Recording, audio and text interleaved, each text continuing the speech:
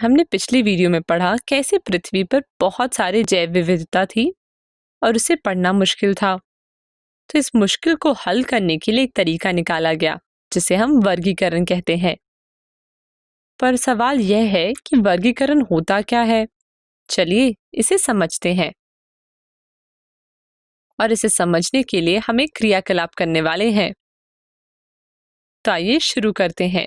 दिए गए जानवरों को उनके रंग के अनुसार अलग अलग कीजिए और आपका समय शुरू होता है अब। समय समाप्त। तो चलिए इसका उत्तर देखते हैं।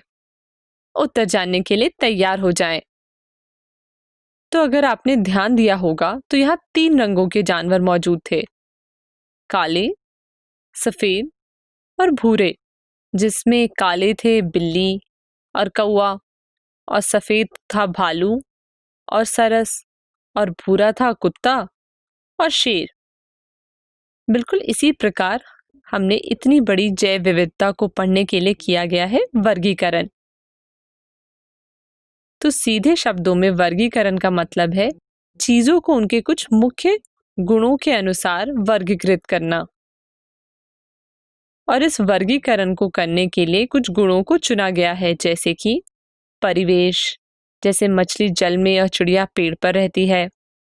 चाल, जैसे मनुष्य चल फिर सकता है वही पौधे स्थिर होते हैं। आकार, जैसे कुत्ते और चिड़िया का आकार अलग होता है, इत्यादि। पर जैसे जैसे विज्ञान में हम आगे बढ़े वैसे वैसे विशेषताएं भी विकसित हो गई, जैसे कोशिकीय जटिलता। यूकैरियोटिक कोशिका में झिल्ली से घिरे कोशिकांग और प्रोकैरियोटिक कोशिका में झिल्ली रहित कोशिकांग होते हैं।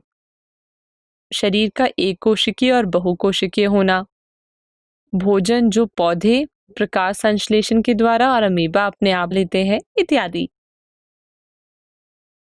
इन्हीं सारे गुणों को कुछ वैज्ञानिकों ने उपयोग किया और वर्गीकरण को अंजाम दिया, जिसे हम अपनी अगली वीडियो में पढ़ेंगे। इससे पहले हम आगे बढ़े, हम कुछ मुख्य बिंदु को दोहरा लेते हैं और अपनी कॉपी में लिख लेते हैं। इसे अपनी कॉपी में नोट कर लें।